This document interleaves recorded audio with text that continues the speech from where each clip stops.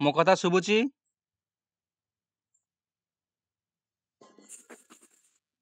ଆଜ୍ଞା ସାର୍।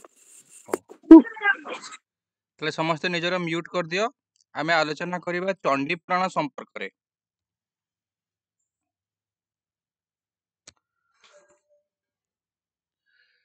ଶାରଳା ଦାସଙ୍କର ମହାଭାରତ ପରେ ଏଇ ଗୋଟେ ମିନିଟ୍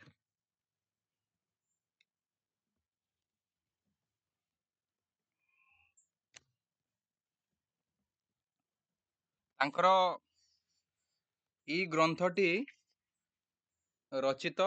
କୋଉ ଗ୍ରନ୍ଥ ନା ଚଣ୍ଡୀ ପୁରାଣ, ବା ଆମେ ଯାକୁ କହୁଛେ ଶ୍ରୀ ଭାଗବତ। ଏଇ ଗ୍ରନ୍ଥଟି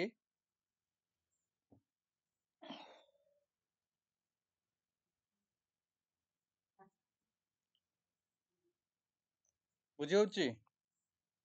ମୋ କଥା ଶୁଭୁଛି ତ? ଆଜ୍ଞା ସାର୍। ହଉ।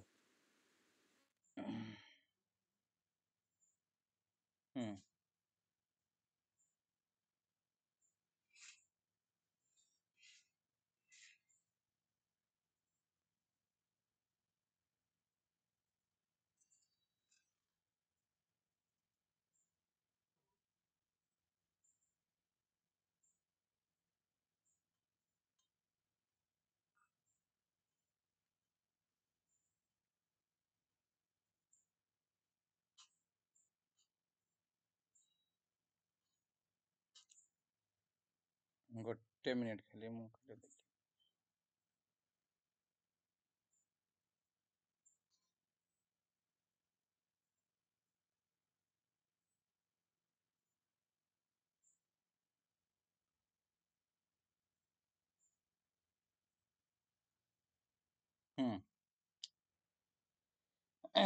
ୟାକୁ ବିଭିନ୍ନ ନାଁରେ ନାମିତ କରାଯାଏ, ଯେମିତି ଶ୍ରୀ ଭାଗବତ ବା ଚଣ୍ଡୀ ଭାଗବତ ବା ତମର ଚଣ୍ଡୀ ପୁରାଣ, ଏମିତି ନାଁରେ ୟାକୁ ବିଭିନ୍ନ ନାମାନ୍ତର କରାଯାଇଛି। ଚଣ୍ଡୀ ପୁରାଣ ବିଶେଷ ଭାବରେ ଯଦି ଆମେ ଦେଖିବା, ଏହା ହେଉଛି ଶାରଳା ଦାସଙ୍କର ମୌଳିକ ରଚନା ଭଳି ମନେ ହୁଏ। ଏହା ସଂସ୍କୃତର ସପ୍ତଶତୀ ଚଣ୍ଡୀ ବା ଆମର ଶ୍ରୀ ଦେବୀ ଭାଗବତର ଅନୁବାଦ ନୁହେଁ ଭଳି ମନେ ହୁଏ। କିନ୍ତୁ ଯଦି ଆମେ ଚଣ୍ଡୀ ପୁରାଣକୁ ଦେଖିବା, ସଂସ୍କୃତ ଚଣ୍ଡୀ ପୁରାଣକୁ ଦେଖିବା, ବା ଚଣ୍ଡୀ ପୁରାଣର ବିଷୟବସ୍ତୁ ଯାହା ଆମର ଶାରଳା ଦାସଙ୍କର ଚଣ୍ଡୀ ପୁରାଣର ବିଷୟବସ୍ତୁ ପ୍ରାୟତଃ ସମାନ। ମହିଷାସୁରର ନିଧନ ସଂସ୍କୃତ ମହାଭାରତରେ ସଂସ୍କୃତ ଚଣ୍ଡୀ ପୁରାଣ ମଧ୍ୟରେ ଆମେ ଦେଖିବାକୁ ପାଇବା, ଏବଂ ଏଇଟା ଆମର ଶାରଳା ଦାସଙ୍କର ମାନେ ଚଣ୍ଡୀ ପୁରାଣ ମଧ୍ୟ ଦେଖିବାକୁ ପାଇବା। କି ୟାକୁ ଦେବୀ ଭାଗବତର ପ୍ରଭାବ ପଡ଼ିଛି ବୋଲି ମଧ୍ୟ କିଛି କିଛି ଗବେଷକ ଏ ସମ୍ପର୍କର ମାନେ ମତ ଦିଅନ୍ତି। ବୁଝିହେଉଛି?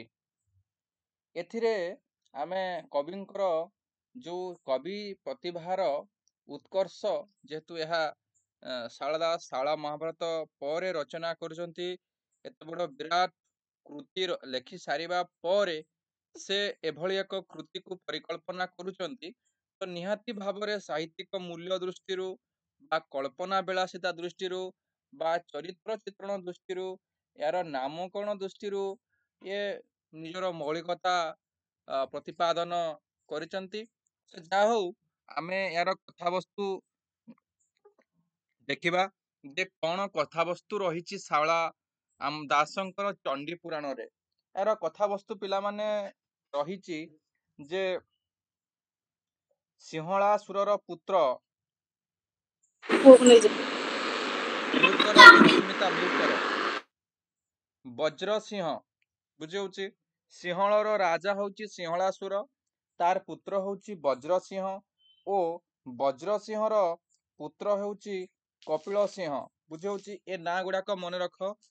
किए काହାର पुत्र ना सिंहलासुरर पुत्र होउची किए ना वज्रसिंह ओ वज्रसिंहर पुत्र होउची कपिला सिंह।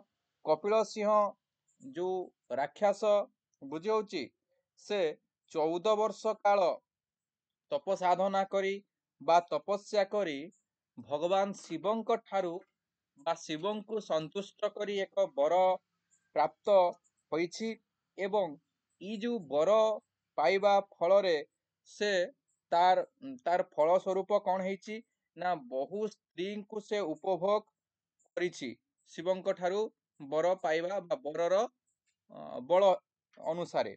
ତାର ନିଜ ସ୍ତ୍ରୀ ତା ନାଁ ହଉଛି ପିଲାମାନେ ଧର୍ମରେଖା। କପିଳ ସିଂହର ସ୍ତ୍ରୀର ନାଁ କଣ? ଧର୍ମରେଖା। ଶୃଙ୍ଗାର ଭୟରେ ମହିଷୀ ରୂପ ଧାରଣ କରି ମାନେ ସେ ଏତେ ଶୃଙ୍ଗାର ପ୍ରିୟ ଥିଲା କପିଳ ସିଂହ ଯେ ତାର ନିଜର ସ୍ତ୍ରୀ ଶୃଙ୍ଗାର ଭୟରେ ତା ଠାରୁ ମାନେ ଦୂରକୁ ଚାଲି ଯାଇଛି ବା ଗୋଟେ ମହିଷୀ ରୂପ ଧାରଣ କରି ସିଂହଳ ଦ୍ୱୀପକୁ ଚାଲି ଯାଇଛି ହେଲା। ସେଠାରେ ତାକୁ ଯିଏ ଯମର ମାନେ ବାହନ ତା ନାଁ ହଉଛି କଣ ନା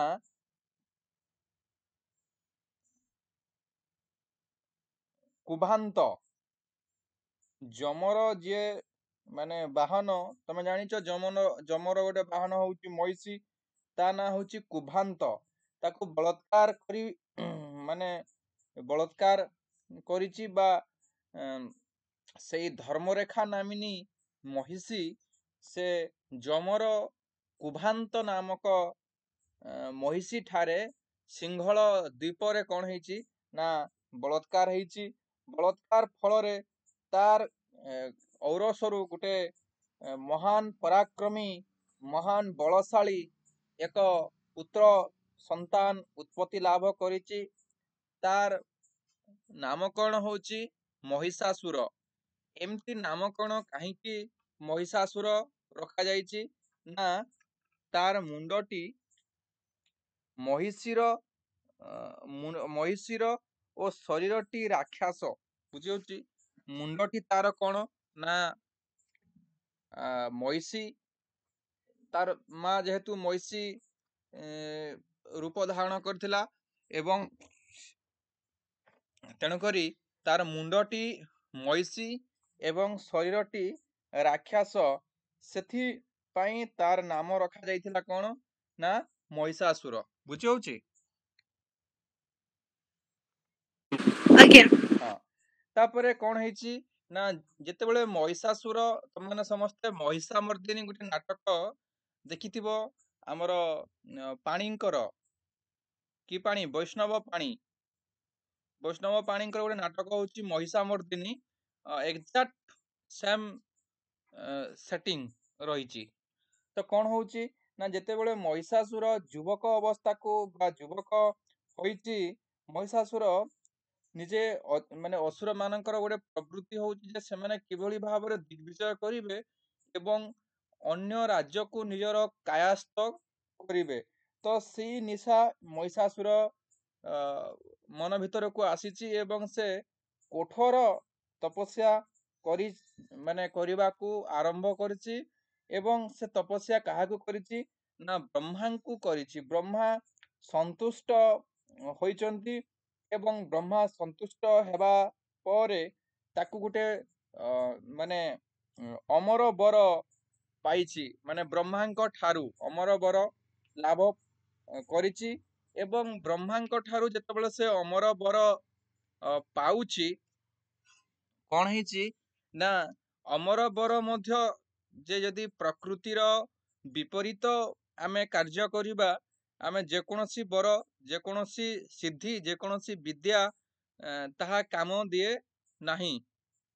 ତେଣୁକରି ବ୍ରହ୍ମା ତାଙ୍କୁ ତାର ମୃତ୍ୟୁର ରହସ୍ୟ ମଧ୍ୟ ତାକୁ କହିଛନ୍ତି କ'ଣ କହିଛନ୍ତି ସେ କେବଳ ଜଣେ ସ୍ତ୍ରୀ ବା ଗୋଟେ ନାରୀ ହାତରେ ତାର ମୃତ୍ୟୁ ଲେଖା ଅଛି।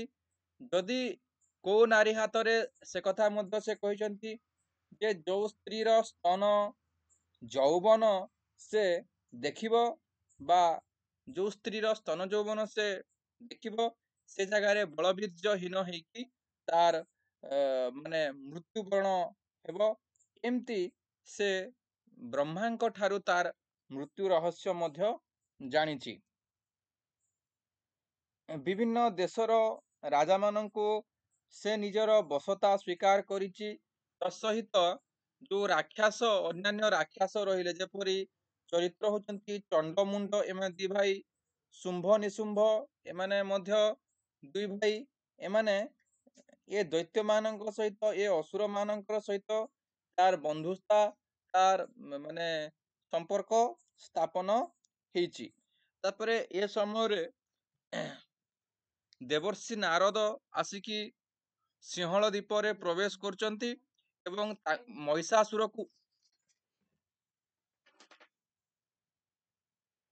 ମହିଷାସୁରକୁ ଗୋଟେ ଉପଦେଶ ଦଉଛନ୍ତି ଯେ ସ୍ୱର୍ଗ ଠାରୁ ତୋ ରାଜ୍ୟ ଯଦିଓ ସୁନ୍ଦର ତଥାପି ସ୍ୱର୍ଗ ଠାରୁ ମାନେ ଅଳକାପୁରୀ ଠାରୁ ତୋ ରାଜ୍ୟ କୋଉଠି ନା କୋଉଠି କୋଉ ଗୁଣରେ କମ୍। ଏକଥା ଶୁଣିକି ମହିଷାସୁର ମନ ମଧ୍ୟରେ ଦିଗ୍ବିଜୟର ନିଶା ଯେହେତୁ ଅଛି ସେ ସ୍ୱର୍ଗପୁରର ସମସ୍ତ ସମ୍ପତ୍ତି ଲୁଣ୍ଠନ କରିବା ପାଇଁ କ'ଣ କରିଛି ନା ପ୍ରଚେଷ୍ଟା କରିଛି ଏବଂ ଚଣ୍ଡମୁଣ୍ଡକୁ ଶୁମ୍ଭ ନିଶୁମ୍ଭଙ୍କୁ ସେ ପ୍ରେରଣ କରିଛି ଏବଂ ଶୁମ୍ଭ ନିଶୁମ୍ଭ ମାନେ ଯାଇକି ତାକୁ ସେ ସ୍ୱର୍ଗପୁର ଯେତେବେଳେ ଯୁଦ୍ଧ କରିଛନ୍ତି ତାପରେ ମହିଷାସୁର ସେଠାରେ ଯୁଦ୍ଧ କରିଛି। ତାପରେ ମାନେ ସମସ୍ତ ଦେବାଦେବୀଙ୍କୁ ବାସଶୂନ୍ୟ କରି ସ୍ୱର୍ଗରୁ ବିତାଡ଼ିତ କରିଛନ୍ତି। ଇନ୍ଦ୍ରର ଯୋଉ ଐରାବତ ହସ୍ତି ଉଚ୍ଚେଶ୍ରବା ଏସବୁ ଯୋଉ ତାପରେ ପାରିଜାତ ପୁଷ୍ପ ଏ ଯୋଉ ଦୁର୍ଲଭ ପଦାର୍ଥ ସବୁ ଏମାନେ ମର୍ତ୍ତ୍ୟକୁ ନେଇ ଆସିଛନ୍ତି ବା ସିଂହଳ ଦ୍ୱୀପକୁ ନେଇ ଆସିଛନ୍ତି। ତ ଏ ପ୍ରସଙ୍ଗ ଜାଣିବା ପରେ ଦେବତା ମାନେ ବିଷ୍ଣୁଙ୍କ ପାଖରେ ଯାଇକି ପ୍ରାର୍ଥନା କରୁଛନ୍ତି ଏବଂ ବିଷ୍ଣୁ ଏ ପ୍ରସଙ୍ଗ ଜାଣି ତାଙ୍କୁ ସାହାଯ୍ୟର ପ୍ରତିଶ୍ରୁତି ଦେଇଛନ୍ତି ଏବଂ ଯେତେବେଳେ ବର ଦେଇଥିବେ ବ୍ରହ୍ମା ତାଙ୍କର ଆଉ ମନେ ନଥିବ ତେଣୁକରି ସେ ବର ସମ୍ପର୍କରେ ନାରଦ ତାଙ୍କୁ ଅବଗତ କରାଉଛନ୍ତି। ଏସବୁ ଘଟଣା କୋଉଠି ଘଟୁଛି ନା ଯେତେବେଳେ ମାନେ ସେମାନେ ତ ବାସଶୂନ୍ୟ ହେଇଯାଇଛନ୍ତି ସ୍ୱର୍ଗରୁ ସେମାନେ ଗୋଟେ ରତ୍ନଗିରି ବୋଲି ଗୋଟେ ପାହାଡ ଅଛି ପର୍ବତ ରତ୍ନଗିରି ପର୍ବତରେ ସେମାନେ ଏସବୁ ମନ୍ତ୍ରଣା କରୁଛନ୍ତି ଏବଂ ସେମାନେ କାତ୍ୟାୟନୀ ଦେବୀ ଦୁର୍ଗାଙ୍କୁ ମଧ୍ୟ ପ୍ରାର୍ଥନା କରୁଛନ୍ତି। ସେ ଜାଗାରେ ଦେବୀ ଦୁର୍ଗାଙ୍କର ଆବିର୍ଭାବ ହଉଛନ୍ତି। ସେ ଦେବତା ମାନଙ୍କ ଠାରୁ ସମସ୍ତ ପ୍ରକାର ଅସ୍ତ୍ର ଶସ୍ତ୍ର ସବୁ ଗ୍ରହଣ କରୁଛନ୍ତି ଏବଂ ସେ ମୋହିନୀ କନ୍ୟାର ରୂପ ଧାରଣ କରିକି ମହିଷାସୁର ଦେଖୁଛି ମାନେ ଶୁମ୍ଭ ନିଶୁମ୍ଭ ତାଙ୍କୁ ସମ୍ବାଦ ଦଉଛନ୍ତି ଯେ ଏମିତି ଏକ କିଏ ଆସୁଛି ମାନେ ଗୋଟେ ଦିବ୍ୟ ନାରୀ ଅଛି ଏବଂ ସେ ନାରୀ ମାନେ ତ୍ରୈଲୋକ୍ୟ ସୁନ୍ଦରୀ ମାନେ ଅତି ଚମତ୍କାର। ସେ ନାରୀର ପ୍ରେମରେ ପଡ଼ିକି ମାନେ ଶୁମ୍ଭ ନିଶୁମ୍ଭର ମୃତ୍ୟୁ ହଉଛି ହେଲା। ତ ତାପରେ ସେ କ୍ରୋଧ ହେଇକି ନିଜେ ମହିଷାସୁର ଯୁଦ୍ଧକୁ ଯାଉଛି ହେଲା।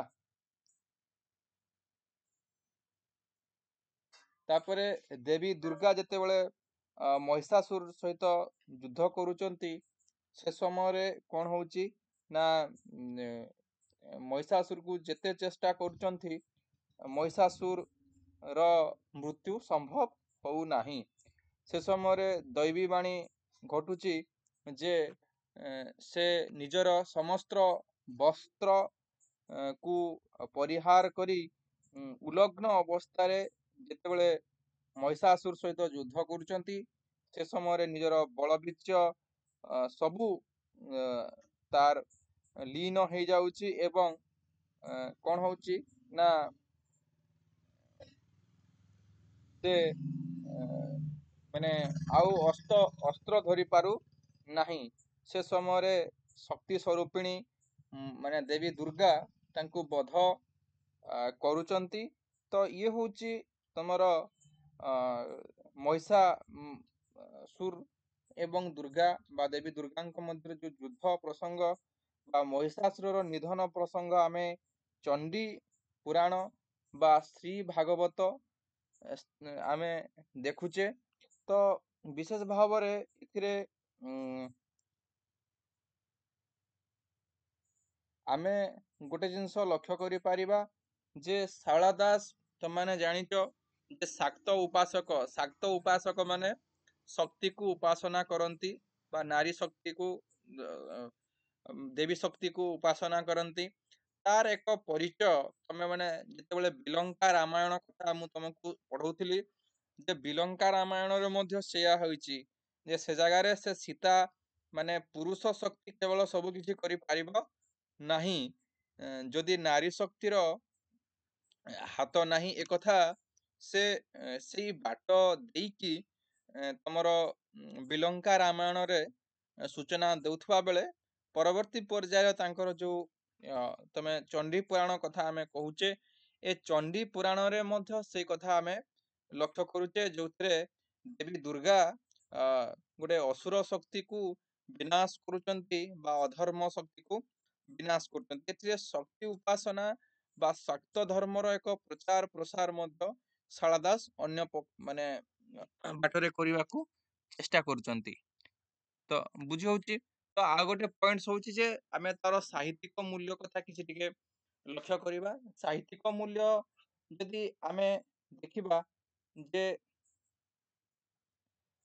ତାଙ୍କର ଶାରଳା ଦାସଙ୍କର ଅନ୍ୟ ରଚନା ଭଳି ଯେମିତି ତାଙ୍କର ତମର ମହାଭାରତ ଭଳି ଏଇ ଚଣ୍ଡୀ ପୁରାଣ ପିଲାମାନେ ମଧ୍ୟ ଏହା ଏକ ଦାଣ୍ଡି ବୃତ୍ତରେ ରଚିତ, କିନ୍ତୁ ବର୍ତ୍ତମାନ ଯୋଉଟା ବଜାରରେ ଉପଲବ୍ଧ ହଉଛି ତାକୁ ଯଦି ଆମେ ଲକ୍ଷ୍ୟ କରିବା ତାହେଲେ 14 ଅକ୍ଷରୀ ଭୂତରେ ରଚିତ ଆମେ ଚଣ୍ଡୀ ପୁରାଣ ବଜାରରେ ପାଇପାରିବା ବିଭିନ୍ନ କମ୍ପାନୀ ଦ୍ଵାରା ଯୋଉଟା ମୁଦ୍ରିତ ହେଉଛି। ବୁଝି ହଉଛି।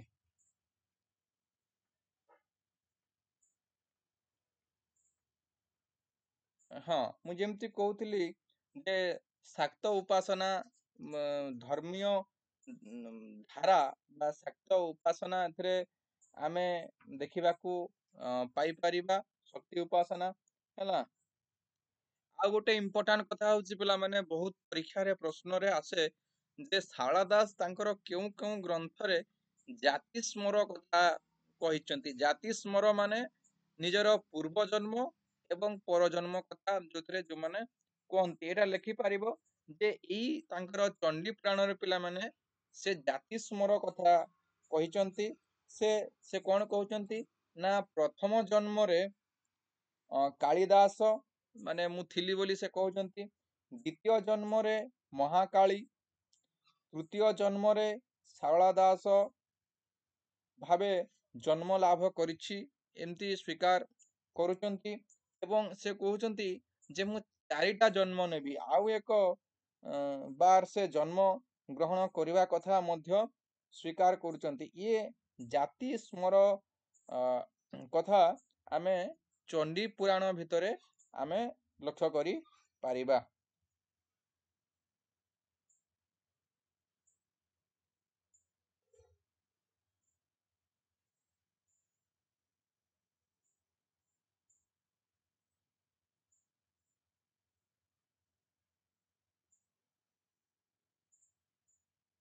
ବୁଝି ହଉଛି। ତାପରେ ଏଥିରେ ମାନେ ନିଜର ଯୋଉ ମୌଳିକ ପ୍ରତିଭାର ପରିଚୟ ଦେବା କଥା ମୁଁ କହୁଥିଲି ଯେ ଚମତ୍କାର ବର୍ଣ୍ଣନା ନାରୀ ରୂପ ବର୍ଣ୍ଣନାରେ ଯେମିତି ଆମେ ମହାଭାରତରେ ଯୁଦ୍ଧ ବର୍ଣ୍ଣନା କଥା ଅତି ଚମତ୍କାର ଭାବରେ ଯେମିତି ଆମର ଯୁଦ୍ଧ କାବ୍ୟ ଗୋଟେ ସମର ତରଙ୍ଗ ରହିଛି, ତ ସେ ସମର ତରଙ୍ଗରେ ଯେଭଳି ଭାବରେ ଯୁଦ୍ଧ ବର୍ଣ୍ଣନା ରହିଛି ଆମେ ମହାଭାରତରେ ଆଉ ଟିକେ ଭଲ ଭାବରେ ଆଉ ଟିକେ ପ୍ରତ୍ୟକ୍ଷ ଭାବରେ ଯେମିତି ଯୁଦ୍ଧ ବର୍ଣ୍ଣନା ପ୍ରସଙ୍ଗ ରହିଛି, ତ ଆମେ ଏଇ ଚଣ୍ଡୀ ପୁରାଣରେ ଆମେ ଶାରଳା ଦାସଙ୍କର ନାରୀ ଚରିତ୍ର ବର୍ଣ୍ଣନାର ଏକ ମାନେ ସିଦ୍ଧି आमे देखि पारिबा। जेमति गुटे दुईटा मु उदाहरण दउची जे अंबिका चंडाळर कन्या अरुंधतीर विवाह कालीन माने रूप वर्णना प्रसंग, तापरे चंडमुंड सम्मुखरे उपस्थित देवी दुर्गांकर रूप वर्णना हला।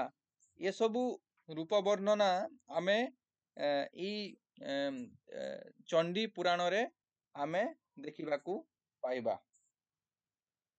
तापरे आउ कोन ना सूर्यमंडल रथर वर्णना आमे एथिरे देखिबाकू पाइबा।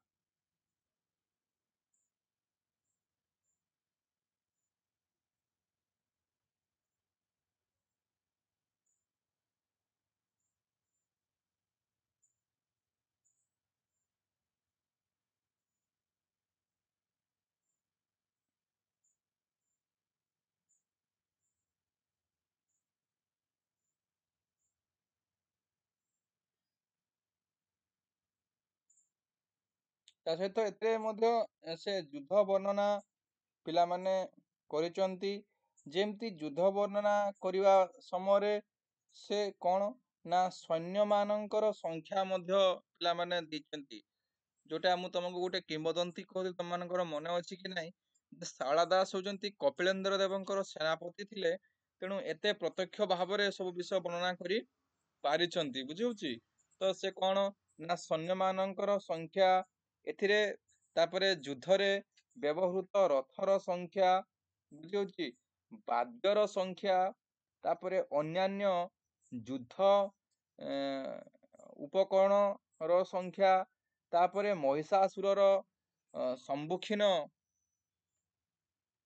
हेबा निमन्ते देवी दुर्गा एंकर जो युद्ध प्रस्तुतिर वर्णना हला।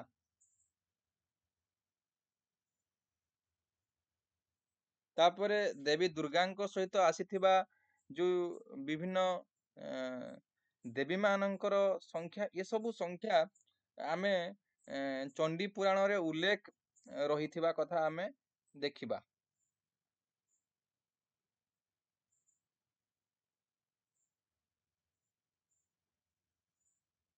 तापरे एथिरे विभिन्न रसर मध्य समाहार होइछि, जेमति हास्य रस, वीर रस, भयानक रस, तापरे श्रृंगार रस, शोक, ये सबु आमे विभिन्न रस मध्य एथिरे आमे लक्ष्य करि पारिबा।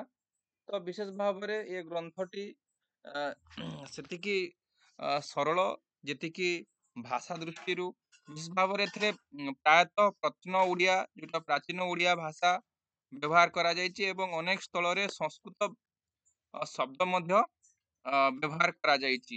ये होछि तमर चंडी पुराण विषय रे आलोचना। आ गोटे क्लास रे आमे आउ किछि कथा आलोचना करिबा। आ गोटे तांकर जो लक्ष्मीनारायण वचनिका रहिछि से विषय रे मु आलोचना करी कि आमे आगो को बढ़िबा।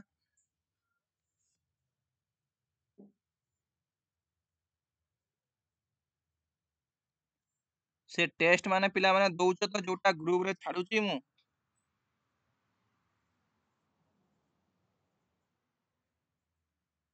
कि देई